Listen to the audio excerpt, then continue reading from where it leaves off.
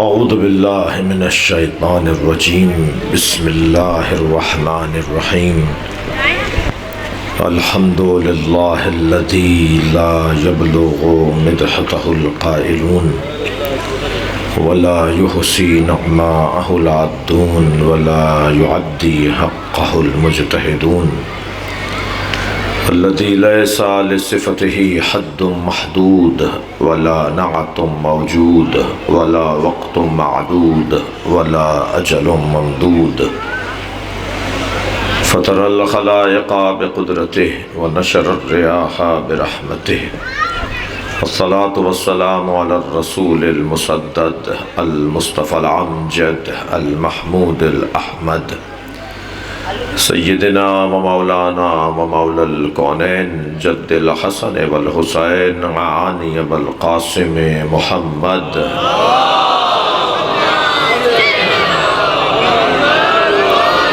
وآلہ الطیبین الطاہرین المعصومین الذین قال اللہ انما یرید اللہ لیذہب عنکم الرجس اہل البیت ویطہرکم تطہیرا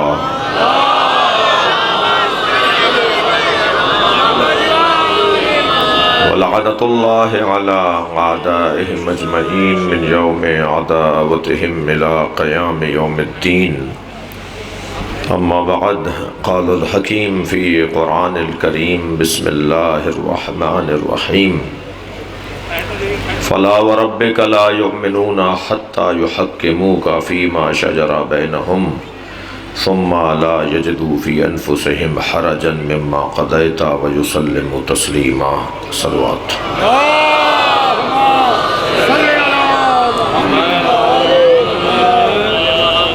سورہ مبارکہ نساء آیت نمبر 65۔ اللہ اپنے اس کلام میں عظمت مصطفیٰ کا ایک باب روشن کر رہا ہے۔ کائنات میں سب سے زیادہ اگر کوئی اللہ کو عزیز ہے تو وہ نبی کی ذات ہے، بلکہ میں تو قرآن اور حدیث کا طالب علمانہ مطالعہ کرنے کے بعد یہ نتیجہ دے سکتا ہوں کہ اس کائنات میں اللہ کو سوائے مصطفیٰ کے کوئی نظر نہیں آتا۔ ایک ایک ادا، ایک ایک لمحہ، ایک ایک آن، ایک ایک قدم اللہ کو اپنے نبی کا پسند ہے۔ کبھی پیروں کو دیکھتا ہے رجلیک، کبھی ہاتھوں کو دیکھتا ہے یدیک، کبھی آنکھوں کو دیکھتا ہے عینیک، کبھی نبی کے کان اچھے لگتے ہیں اذنیک، سرکار کے چہرے کو دیکھتا ہے تو اللہ اس کے حسن کو بیان کرتا ہے۔ وہ کملی قیمتی اس لیے نہیں تھی کہ کہیں یمن سے یا کسی اردن سے آئی تھی، بلکہ وہ کملی اس لیے قیمتی تھی کہ مصطفیٰ کے دوش پر ہے۔ جس شہر میں پینے کو میٹھا پانی نہیں تھا، جس شہر کی آب و ہوا خوشگوار نہیں تھی، پوری کائنات میں اللہ کو سب سے اچھا شہر وہی لگا جس میں مصطفیٰ رہتا ہے۔ لَأُقْسِمُ هَذَا الْبَلَدِ، مجھے قسم ہے اس شہر کی، وَأَنْتَ حِلٌّ بِهَذَا الْبَلَدِ، اس لیے کہ اے مصطفیٰ تم اس میں رہتے ہو۔ مکے کے اندر تو میٹھا پانی بھی نہیں تھا، مکے کے اندر تو آب و ہوا بھی اس کی بہت خوشگوار نہیں تھی، تو وہ شہر اس لیے نبی کو اچھا لگا، وہ شہر نبی کو اس لیے اچھا لگا، وہ اللہ کو شہر اس لیے اچھا لگا کہ اس میں نبی رہتے ہیں۔ اور نہ صرف یہ کہ وہ اس لیے اچھا ہے کہ نبی رہتے ہیں، بلکہ والد وما ولد، اور اس شہر میں ایک والد بھی رہتا ہے اور ایک ولد بھی رہتا ہے۔ وہ والد کون ہے یا تم بتاؤ یا ہم بتاتے ہیں، اسے ابو طالب کہا جاتا ہے۔ وہ ولد کون ہے کہ جسے قرآن میں اللہ یاد کر رہا ہے، یا تم نام بتاؤ یا ہم بتاتے ہیں، اسے علی کہا جاتا ہے۔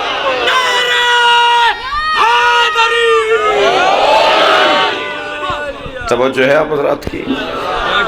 وہی ہم نے بارہا کہا، بارہا کہہ رہے ہیں اور بار بار کہیں گے کہ مجلسوں کا تقدس ہے، آپ کو حرم امام حسین میں موبائل لے جانے نہیں دیتے، اور آپ کو حرم امام رضا میں موبائل لے جانے نہیں دیتے، لہٰذا مجلسوں کا تقدس بھی محفوظ کریں، یہ اپنے قیمتی موبائل اپنی جیبوں کی زینت رکھیں، یہ عوام کو اور مجمع کو نہ دکھائیں۔ ایک صلوات پڑھیں ذرا محمد والے، اس سے بہتر اور بلند صلوات پڑھ لیں۔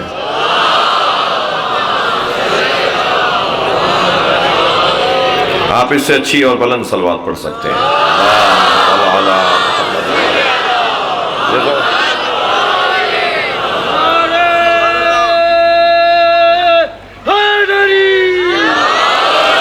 اللہ کو اس کائنات میں اپنے حبیب نبی سے زیادہ کوئی اچھا نہیں لگتا، بلکہ میں یہ بھی کہتا ہوا گزروں کہ سرکار عاشق مصطفیٰ ہیں، سرکار معشوق الہی ہیں یا عاشق الہی ہیں؟ اچھا، یہ لفظ کیونکہ اتنا ناکام عاشقوں نے استعمال کیا ہے کہ آپ بھی تیار نہیں ہیں مجھ سے سننے کو، ورنہ اگر کوئی لفظ عشق سمجھنا چاہتا ہے تو اسے حسین کے دروازے پہ آنا ہوگا۔ حدیث عشق، حدیث عشق دو باب است کربلا و دمشق، عشق کی کتاب کے دو ہی تو باب ہیں، یہ کتاب عشق لکھی ہے دو ہی لوگوں نے، حدیث عشق دو باب است کربلا و دمشق، یکے حسین رقم کر دیگر زینب، مادر آن مرکز پرکار عشق، یہ اس کی ماں ہے کہ جو عشق کے دائرے کا مرکز ہے، مادر آن کاروان سالار عشق، یہ اس کی ماں ہے جو عشق کے کاروان کا سالار ہے۔ اور پھر یہ اس میں تو نام نہیں لیا تھا نا علامہ اقبال نے کہ اس سے مراد کون ہے، تو امام حسین کی طرف اشارہ ہے یا جناب زینب کی طرف، مگر پھر علامہ نے اور وضاحت کی کہ ہاں یکے شمع شبستان حرم، ایک وہ بیٹا بھی تو ہے جو حرم الہی کی شمع ہے،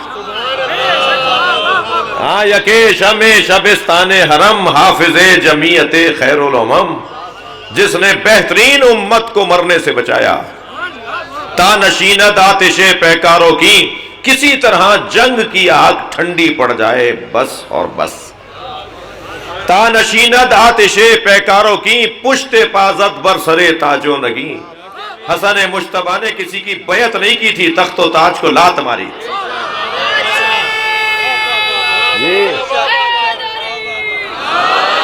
ہمارا بیعت، ہمارا کربلا کے واقعے میں بھی اور صلح حسن میں بھی وہی عقیدہ ہے جو علامہ اقبال کا عقیدہ ہے۔ علامہ اقبال امام حسن کی صلح کو تخت و تاج کو لات مارنا کہتے ہیں، بیعت تو بہت دور کی بات، اور بیعت کا دماغ میں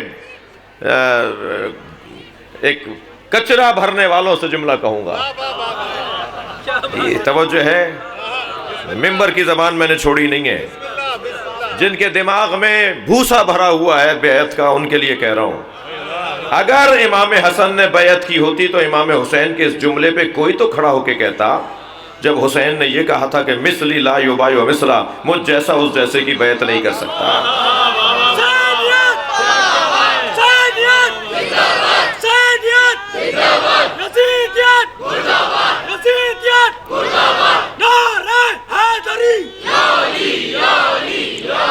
کوئی تو کہتا نا کہ آپ کہہ رہے ہیں کہ آپ جیسا اس جیسے کی بیعت نہیں کرتا، آپ کے بھائی نے تو کر لی تھی، لیکن امام حسین نے بعد میں آنے والے قلم فروشوں کے قلم کو بھی توڑ دیا، کوئی یہ بھی نہیں لکھ سکے گا کہ انہوں نے بیعت کی تھی، تخت و تاج کو لات ماری تھی، تو میں حکومت چاہیے لے لو، ہماری حکومت کسی کرسی پہ بیٹھنے سے نہیں بحال ہوتی، ہم تو جہاں بیٹھ جائے ہیں وہاں ہماری حاکمیت اور ولایت ہوتی ہے۔ جب میرے مولا اپنے دور حکومت میں اس زینے پر جا کر بیٹھے جہاں نبی بیٹھتے تھے تو سرگوشیاں ہونے لگیں، حضرت عمار یاسر ممبر کے برابر میں بیٹھے تھے، فرمایا عمار یہ کیا بول رہے ہیں؟ فرمایا یا علی یہ کہہ رہے ہیں آپ وہاں بیٹھ گئے جہاں نبی بیٹھتے تھے۔ میرے مولا علی نے ممبر پر ایسے ہاتھ مارتے فرمایا ما ھذہ الاعواد انا راکب کتف النبی، یہ لکڑیوں کا ڈھیر کیا ہے؟ میں نبی کے دوش پہ بیٹھا ہوں. صلوات پڑھے محمد و آل محمد.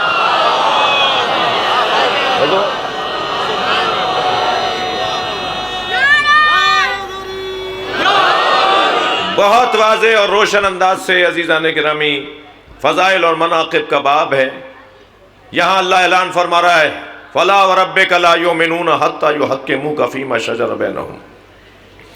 اے میرے نبی، تمہارے رب کی قسم وہ مومن ہی نہیں ہے جو تمہیں اپنا حاکم نہ مانے. اللہ نے خود اپنی قسم کھائی ہے یہ کہہ کے تمہارے رب کی قسم. کیا پیار ہے، کیا محبت ہے، کیا عاشقانہ انداز ہے جی. وہ مومن نہیں ہو سکتا جو تمہیں اپنا حاکم نہ مانے. ثم لا یجدوا فی انفسہم حرجا، اور تمہارے فیصلے پر بال برابر بھی شک نہ کرتا ہو. مومن ہونے کی نہ ضرورت، مومن ہونے کی نشانی. اور ایسے تسلیم ہو جیسے تسلیم ہونے کا حق ہے. اللہ نے اپنے نبی کو حاکم بنایا ہے. یہ ذوق کی بات ہے. تم اللہ کے بنائے ہوئے حاکم کو حاکم مانتے ہو یا کچھ اور مانتے ہو؟ یہ ذوق کی بات ہے کہ تم نبی کو کیا مانتے ہو. ہم تو وہی مانتے ہیں جو اللہ نے مانا ہے. لہٰذا اب من کن تو مولا کا ترجمہ وہی کرو جو اللہ نے انہیں بنایا ہے. صلوات پڑھیں محمد و آل محمد. بلندتر صلوات نبی کی ذات پر.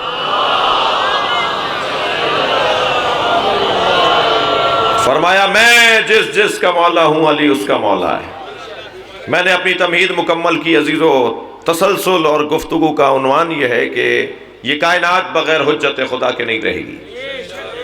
یہ کائنات بغیر حجت خدا کے نہ سانس لیتی ہے، نہ باقی رہتی ہے، نہ وجود میں آئی ہے. حجت خدا وہ کہ جو خلق سے پہلے ہو، خلق کے ساتھ ہو اور خلق کے بعد ہو. کچھ بھی نہیں تھا اور اللہ کی حجت تھی. کنت نبیا وآدم بین الماء والطین. میں اس وقت بھی نبی تھا جب آدم آب و گل کی درمیانی کیفیت میں تھے. رات بہت ہو گئی ہے مگر آپ کی ولائی سماعتیں جاگ رہی ہیں.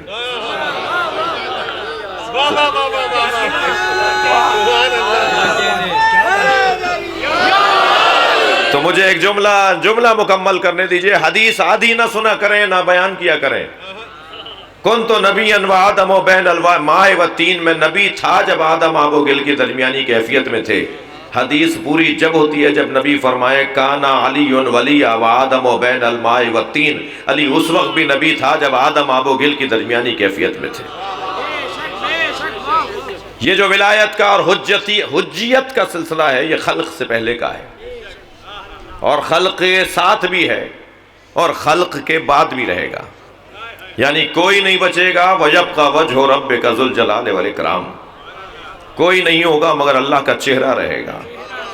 اور اللہ کا چہرہ کسے کہا جاتا ہے؟ جس سے اللہ پہچانا جائے. اور جس سے اللہ پہچانا جاتا ہے ان میں پہلے کا نام علی ہے، آخری کا نام مہدی ہے. یہ ہستیاں ہیں جن کے ذریعے اللہ پہچانا جاتا ہے. میرے محترم مجمع میں جوانوں کی تعداد زیادہ ہے.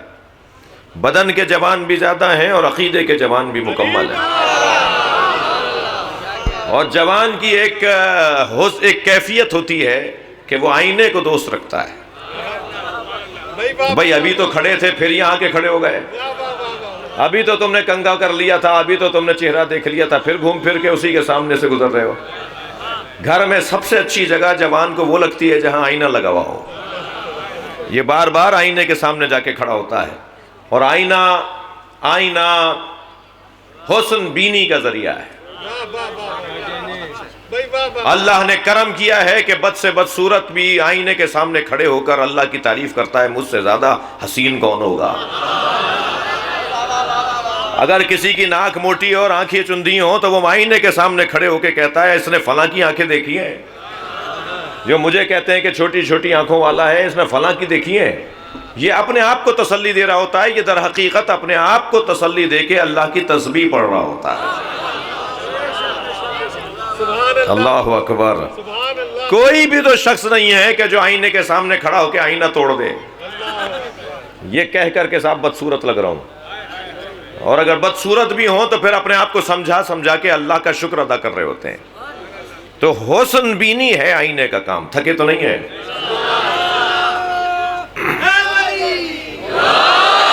حسن بینی، آئینے کا کام حسن بینی ہے. انسان فطرتاً حسن بین ہے وہ، اور پھر اپنے آپ کو دیکھنا چاہتا ہے، اپنے آپ کو دیکھنا چاہتا ہے. پھر حسن بینی کے بعد وہ چاہتا ہے کہ حسن آرائی بھی ہو. اب میں کیا کروں، شاعروں کو دیکھ کر میرے مزاج میں کچھ شاعری آ رہی ہے. یہ حسن بینی کے ساتھ حسن آرائی بھی چاہتا ہے کہ باہر نکلے لوگ اسے پسند کریں. یہ تو آدھے کپڑے پہن کے بچیاں باہر آتی ہیں، اور یہ جو ڈیزائن کے نام پہ پھٹے ہوئے کپڑے پہن کے لڑکا باہر آتا ہے. یہ چاہتا ہے کہ لوگ اسے دیکھیں. اور یہ سواریاں جو آدھی اٹھا کے چل رہا ہوتا ہے اور تیز رفتاری سے گاڑی چلا رہا ہوتا ہے، چاہتا ہے کہ لوگ اسے دیکھیں.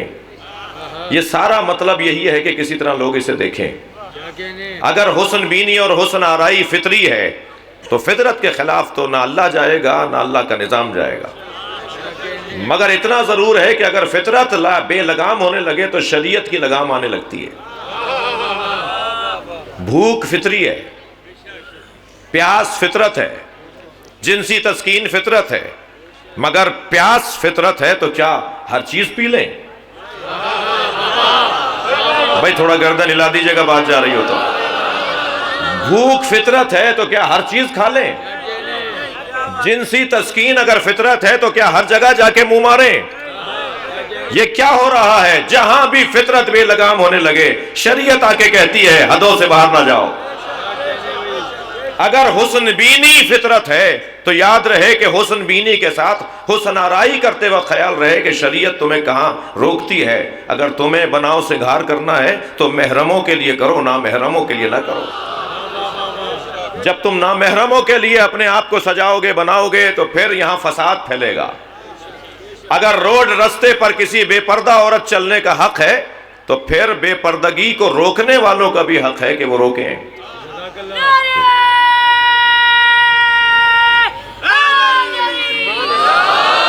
اگر روڈ آپ کا ہے بے حیائی پھیلانے کے لیے تو روڈ کسی اور کا بھی ہے بے حیائی روکنے کے لیے. صلوات پڑھ لیں ذرا محمد و آل محمد پر.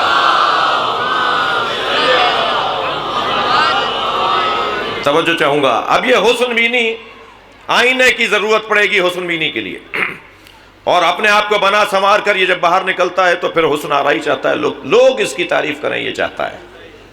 جی میں اور آپ جب حسن بینی کرنے لگیں تو ہمیں آئینے کی ضرورت ہے. آئینہ بنتا ہے دو چیزوں سے، ایک جلا سے اور ایک کثیف مادے سے. ایک طرف سے جلا ہوتی ہے اور ایک طرف سے کثیف مادہ ہوتا ہے. اگر صرف شیشہ ہو تو اس طرف کے لوگ دیکھ لیں گے، آپ اپنے آپ کو نہیں دیکھیں گے. صرف شیشہ نہیں چاہیے آئینے کے لیے، بلکہ ایک طرف کثیف مادہ لگا ہوا ہوگا اور ایک طرف جلا ہوگی، تب جا کر آپ اپنے عکس کو پلٹتا ہوا دیکھیں گے. توجہ چاہوں گا. ان اللہ جمیل و یحب الجمال. اللہ خود جمیل ہے اور جمال کو پسند کرتا ہے. وہ حسن بین بھی ہے اور حسن آرا بھی ہے. وہ اپنا چہرہ بھی دیکھنا چاہتا ہے اور اپنا چہرہ دکھوانا بھی چاہتا ہے. وہ چاہتا ہے کہ اس کو بھی لوگ دیکھیں اور وہ چاہتا ہے خود بھی خود کو دیکھے. تو جب ہم آئینہ بناتے ہیں تو دو چیزوں سے مل کر آئینہ بنتا ہے. جب اللہ آئینہ اپنے سامنے رکھتا ہے تو کیسے بناتا ہے؟ بشریت کا پیکر رکھتا ہے اور نور کا مادہ رکھتا ہے.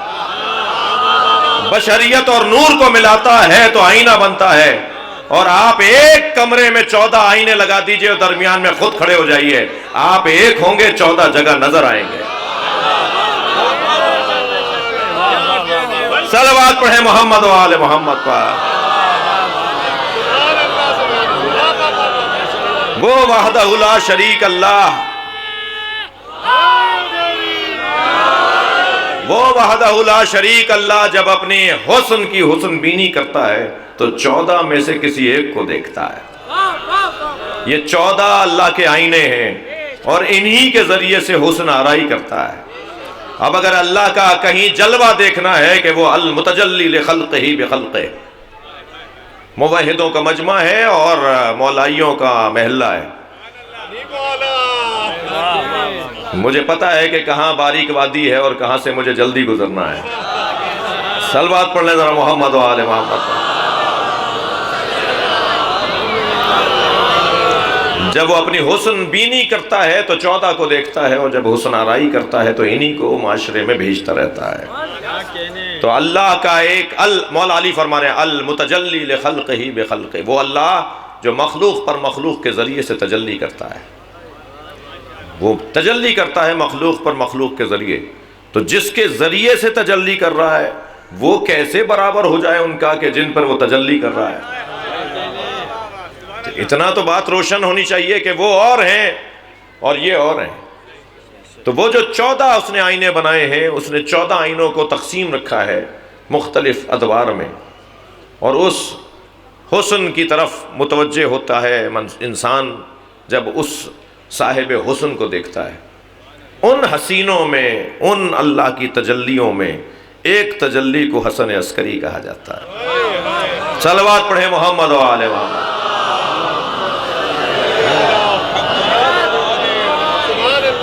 اور عزیزان گرامی یاد رہے کہ ان 14 تجلیوں میں جب اجتماع اور ایک جگہ پر ان سب کو دیکھنا مطلب اور مقصد ہو تو وہ امام زمانہ بنتے ہیں۔ دلیل پروردگار عالم برعظمت چہارہ معصومین علیہ السلام بآواز بلند صلوات۔ ماشاءاللہ آپ کی تعداد کم نہیں ہے، صلوات اس سے بہتر ہدیہ کریں۔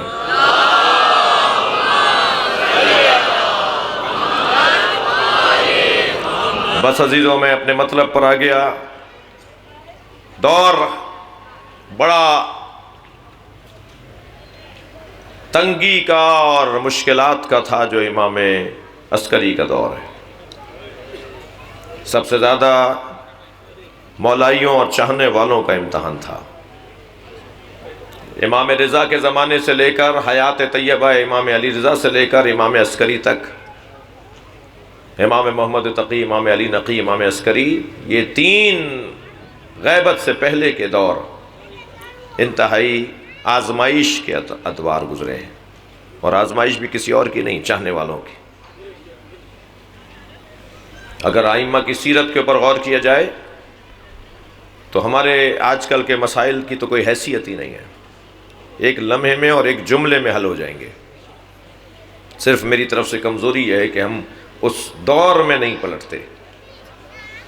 ہمارے علاقوں کے مسائل، ہمارے ملکی مسائل، ہماری قومی مسائل اگر ہم چاہیں اس دور میں پلٹ کر ان سے نسخہ لیں، اس سے حل لیں، تو ایک ایک جملے کے اندر ہمارے بڑے بڑے مسئلوں کا حل ہے۔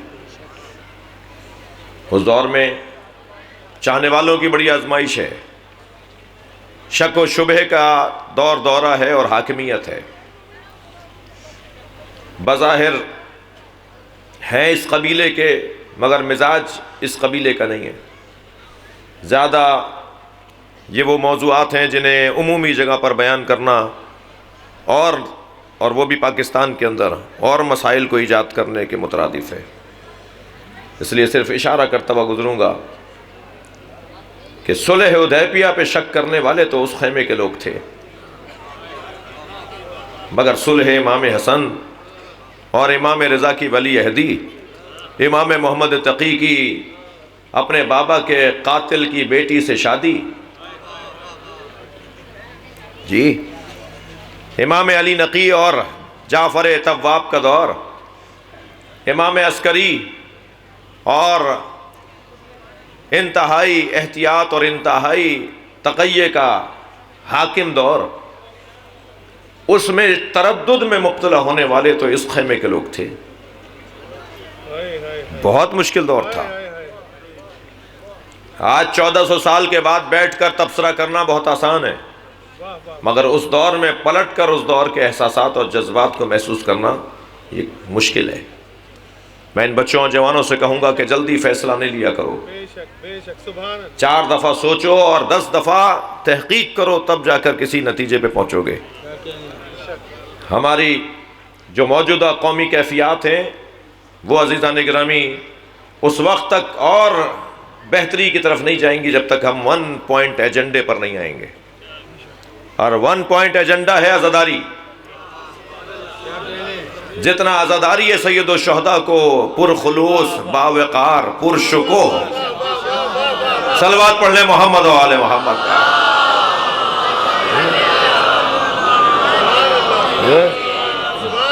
منعقد نہیں کیا جائے گا، اہتمام نہیں کیا جائے گا، اس وقت تک سمجھیں کہ ہمارے الجھنیں بڑھتی رہیں گی۔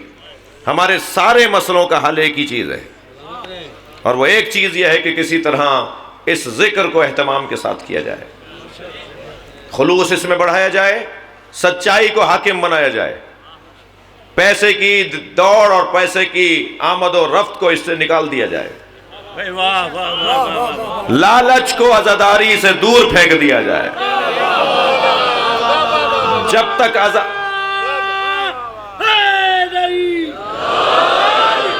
تک عزاداری سید و شہداء سے لالچ کے لفظ کو نہیں ہٹائیں گے، اس وقت آپ پلٹ جائیں 30 سال پہلے، لوٹ جائیں 40 سال پہلے، جب مرمرے بٹتے تھے، جب بتاشے بٹتے تھے، جب مونگ پھلیاں بٹتی تھیں، جب بٹتی تھی تبھی تو لائن لگ کے تبرک لیا جاتا تھا۔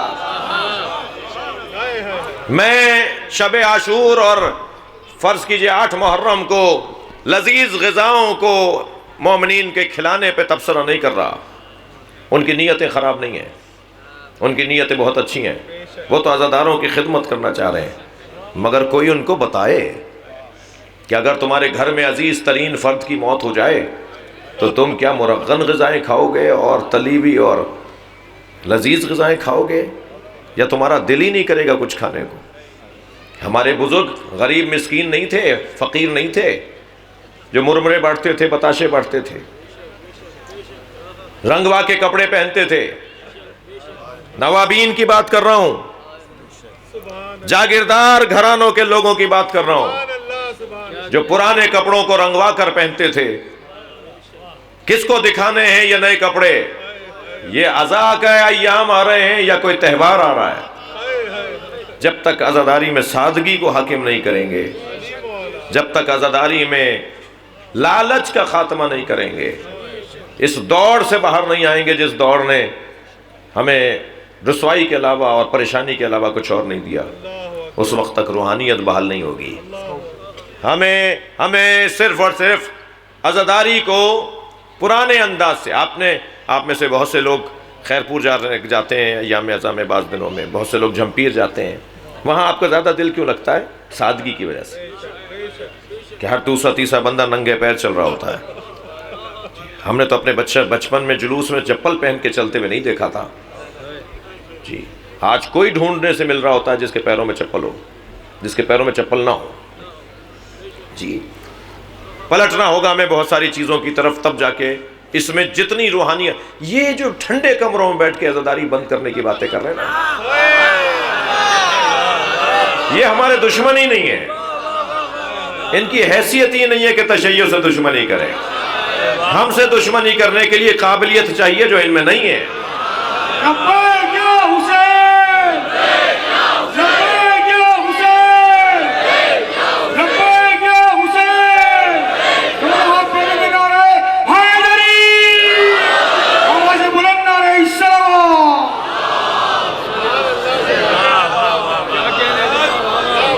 روحانیت کو بحال کرنا ہوگا، عزاداری کو اپنے اوپر حاکم کرنا ہوگا۔ جسے رونا نہیں آتا وہ رونے کی دعا مانگے اللہ سے۔ کتنی چیزوں کے لیے دعا مانگتے ہیں، فلاں ٹرانسفر ہو جائے، فلاں گریڈ بڑھ جائے، فلاں نوکری مل جائے، یہ بھی تو دعا مانگیں کہ حسین پر آنسو مل جائیں۔ کبھی تو علم پکڑ کر، کبھی تو مصلی بچھا کر، 2 رکعت نماز حاجت پڑھ کر اللہ سے یہ بھی مانگا جائے کہ اللہ مجھے رونا نہیں آ رہا کچھ عرصے سے، مجھے ایک آنسو ہی صحیح ہر مجلس میں نصیب ہو جائے۔ جتنی بڑی طاقت یہ عزاداری ہے۔ ابھی تو ہماری قوم میں کچھ کردار کی کمزوریاں ہیں، اگر یہ کردار کی کمزوریاں بہتر ہو جائیں تو ہمارا دشمن میوزیم میں بھی نہیں ملے گا، ہمارے دشمن کا کہیں پتہ بھی نہیں ملے گا۔ ہم اس کام کو جو کام انجام دے رہے ہیں یہ عبادت ہے۔ ہم اپنے بھائیوں کی طرح چپے چپے پہ مدرسہ نہیں بناتے، ہم چپے چپے پہ علم لگاتے ہیں جو حسین کا مدرسہ ہے۔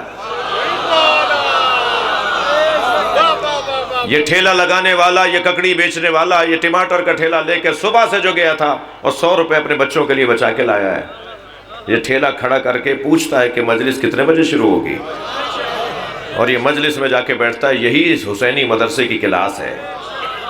اس کے پاس دین ہی مجلس سے ہے، اس کے پاس جو معلومات ہے وہ مجلس کی معلومات ہے، لہٰذا یہاں سے اس کے پاس جو کچھ ہوگا وہی اس کی زندگی کا ثمر اور حاصل ہوگا۔ اس کو میں ان بچوں سے کہتا ہوں، مجھے بہت اچھا، کل حضرت مولانا محمد عون نقوی بڑے بھائی صاحب کی چھمائی کی مجلس تھی ان کے گھر پہ، تو میں نہیں تھا، کراچی میں نہیں تھا، تو مگر دل میرا تھا کہ میں، تو مجھے ویڈیو بھیجی گئی شبر بھائی، وہ حلقہ بنا کر وہ بھائی بوشہری ماتم تو آج نام پڑ رہا ہے، ہمارے بڑے ایسے ہی کرتے تھے، یہ ہمارے ہم نے اپنے بزرگوں ایک دوسرے کے کمر میں ہاتھ ڈال کے آدھا جھکنا آدھا کھڑا ہونا، جی عزاداری کے اندر جس انداز سے ماتم کے طریقے، میں گزارش کروں گا ماتمیوں سے کہ ہر کام میں آپ ہنر دکھا رہے ہیں، ماتمیوں سے گزارش کر رہا ہوں، ہوم ورک دے رہا ہوں، ہر کام میں آپ ہنر دکھا رہے ہیں، عزاداری کے اندر اور ماتم داری کے اندر سادگی کو پلٹانے کا ہنر دکھاؤ۔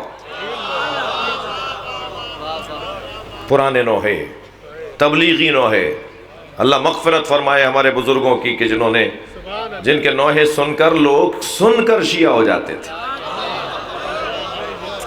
یعنی مجھ خطیب اور اس وقت کے خطیبوں سے کہیں زیادہ نوحہ خانوں کے نوحوں میں وہ بول ہوتے تھے، وہ مصرے ہوتے تھے کہ جو ایک مرتبہ وجود کو جھنجھوڑ کے رکھ دیں، جو ایک مرتبہ انسان کو متوجہ کرے کہ کہاں کھڑے ہو، کہاں رہ گئے ہو، آ جاؤ حسین کے قافلے میں۔ یہ نوحوں کا انداز رہا۔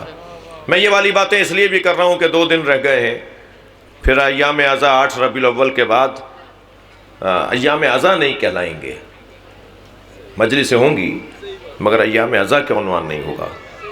ہم مجلسوں میں جائیں گے مگر ممکن ہے کہ کالے کپڑے نہیں پہن کے جائیں، کیونکہ یہ مخصوص ہیں حسین کی عزا کے ساتھ۔ رنگ بدلے گا، تب ماحول تبدیل ہوگا۔ پلٹیے عزیزو اس پرانے دور کی طرف جس میں سچائی، سادگی، یہ بھی تو ہنر کر کے دکھاؤ کہ نیاز نظر کے اندر سادہ تبرک ہو اور لائن لگ کر ہو، جی دھکا لگے، کوہنی چبھے، پیر کا انگوٹھا چھلے، اور پھر یہ کہہ کر دھکا دینے والے کو نظر انداز کریں کہ اس کی نیت خراب نہیں ہے، اس نے تبرک لیتے وقت جو مجھے کوہنی اس کی لگ گئی، اس کی نیت خراب نہیں تھی۔ وہ جو اپنی ذات کی نفی اور جو اپنی نفس کی تربیت، وہ عزاداری امام حسین کے کچھ حصے ہیں جن سے نصیب ہوتی ہے۔ شاید میری بات فضول نہ جائے اور میرے جوان اس بات کی طرف توجہ کر لیں، مستقبل تمہارا ہے، تمہارے ہاتھ میں کام آنا ہے، تم ہی کو یہ معاملات سنبھالنے ہیں اور آگے جا کر قوم کی وقار کو بڑھانے کا کام کرنا ہے۔ بڑا دل خراش دور گزارا ہے امام عسکری نے۔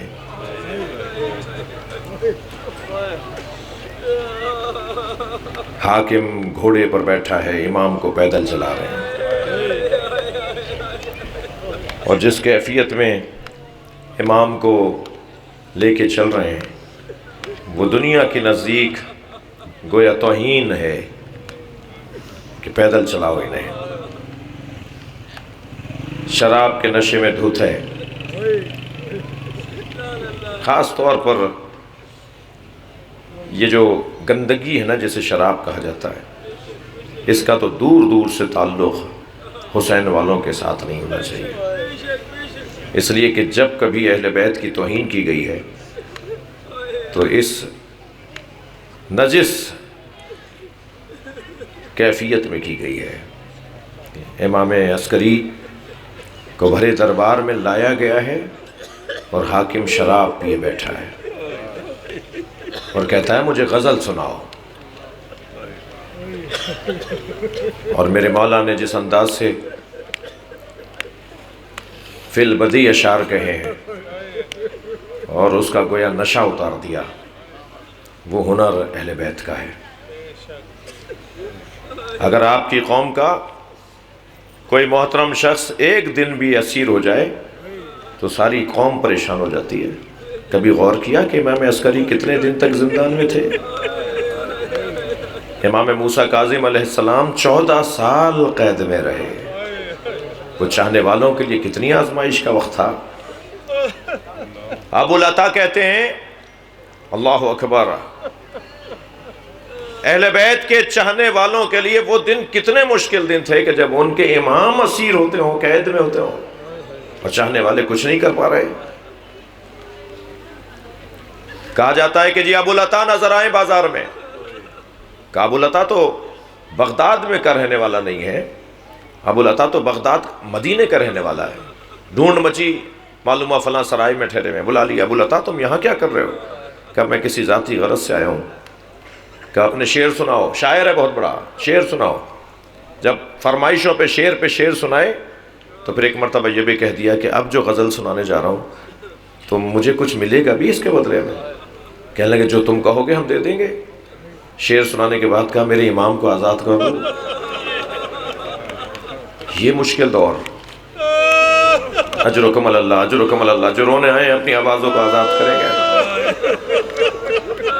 ایک اہل بیت کا چاہنے والا، امام معصوم کا چاہنے والا شاعر امام کے قاتل کے دربار میں کھڑے ہو کے شعر سنا رہا ہے، اور جب وہ کہتا ہے مانگو کیا مانگنا چاہتے ہو، تو وہ کہتے ہیں میرے امام کو آزاد کر دو، کہ ہم تمہارے امام کو آزاد کر دیں گے۔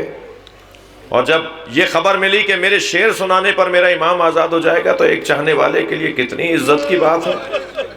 مگر جب آزادی ملی تو کیا آزادی ملی؟ زہر دے دیا گیا۔ اجرکم اللہ، اجرکم اللہ، آپ کی آوازیں بلند ہیں۔ غربت میں یہ مدینے کے رہنے والے، یہ سامرہ کے رہنے والے نہیں ہیں۔ کہاں کا مسافر کہاں پہنچا ہے؟ اللہ اکبر۔ امام کو زہر دے دیا، اور امام کو اس زہر کے اثر نے یاد آیا جیسے حسن مجتبیٰ کو زہر دیا گیا۔ میں پڑھ رہا تھا جیسے امام حسن کو جگر کے ٹکڑے قے کی صورت میں باہر آئے۔ امام حسن عسکری کی کیفیت بھی کچھ یہی ہے۔ اجرکم اللہ، اجرکم اللہ، اجرکم اللہ۔ جب امام حسن کو قے آ رہی تھی نا اور جگر کے ٹکڑے باہر آ رہے تھے تو تشت لیے امام حسین بیٹھے تھے، تو اس وقت میں خبر آئی کہ زینب آ رہی ہیں۔ تو امام نے فرمایا بھائی حسین یہ تشت اٹھا لو، میری بہن برداشت نہیں کر پائے گی۔ میں ہاتھ جوڑ کر کہوں گا امام حسن مجتبیٰ سے، مولا آپ کی بہن کا بڑا حوصلہ ہے، یہ 70 قدم کے فاصلے سے بھائی کو ذبح ہوتے دیکھے گی۔ اجرکم اللہ۔ یہی کیفیت امام عسکری کی ہے۔ آخر امام شہید ہو گئے، غسل و کفن دیا، جنازہ تیار ہوا۔ اللہ اکبر، بلائیے امام زمانہ کو، مولا آپ کے بابا کا پرسہ ہے، ابھی آپ امام عسکری کے تابوت کی زیارت کریں گے۔